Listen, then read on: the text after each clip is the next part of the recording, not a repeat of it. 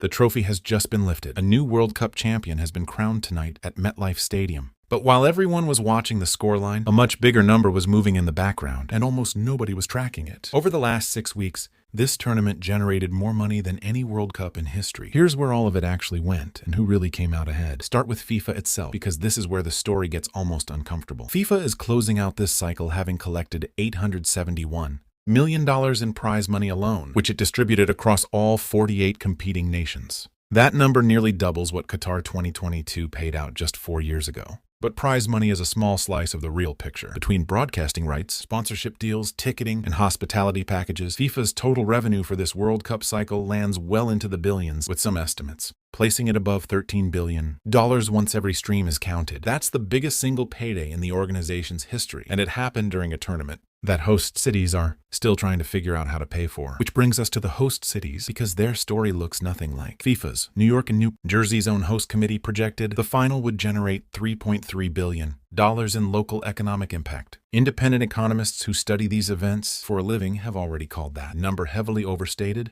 the same pattern researchers found after nearly every past World Cup. Toronto's hosting bill ballooned from an original estimate of $30 to $45 million to roughly $380 million, with the city covering close to half of that out of its own budget. Vancouver's cost more than doubled. Kansas City's state government waived sales tax on World Cup tickets entirely, a tax break that will cost the state an estimated $11 million, money that doesn't come back. Chicago looked at the math ahead of time and declined to host a single match at all, choosing instead to run its own tourism campaign from the sidelines. Across 14 past World Cups, researchers at the University of Toronto found that 12 ended in a net financial loss for the host. This tournament is on track to extend that streak, not break it. Now to the players, because this is where the gap gets almost absurd. Tonight's champions just split a $50 million bonus on top of the money they'd already banked simply for reaching the final, pushing their federation's total past $63 million for the tournament. Sounds massive, except that money goes to the federation first, not the players directly. And federations typically pass along somewhere between 20 and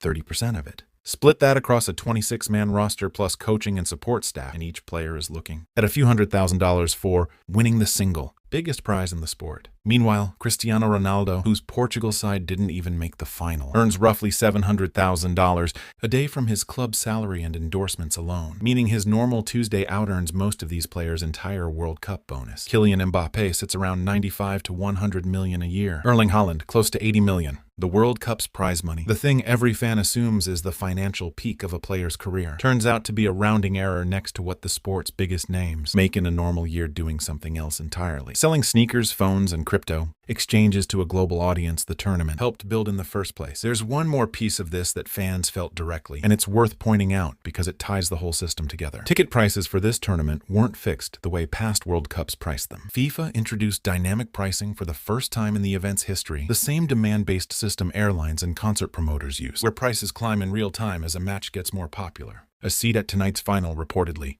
ran as high as $33,000 in the resale market. Back when FIFA was pitching this tournament to host countries years ago, the promise was tickets starting around $21. That gap between the original pitch and what fans actually paid to watch tonight's game isn't a rounding error either. It's the same business logic running through everything else in this story. Control access to something people want badly enough, and the price stops being about cost and starts being about how much people are willing to pay before they say no. So line it all up. FIFA closes the tournament with its best financial cycle ever, somewhere north of $13 billion. Host cities across the US, Canada, and Mexico spend years working to close budget gaps that were bigger than promised and smaller in return than advertised. And the players everyone just watched compete for 6 weeks split a prize that, once you actually divide it up, barely registers next to what the sport's top earners make doing sponsorship deals in their sleep. 3 very different outcomes from the exact same tournament. None of this means the World Cup wasn't worth watching or that nobody benefited. Hotels filled up. Restaurants near stadiums saw real bumps in business. Construction jobs got created, building and upgrading these venues. Genuine economic activity happened at genuinely large scale. The question was never whether money moved. It's who actually ended up holding it when the stadiums emptied out last night. And on that question, the data from this tournament looks a lot like the data from every World Cup before it. FIFA runs the tournament and keeps almost everything. Host cities take on the risk and absorb the shortfall.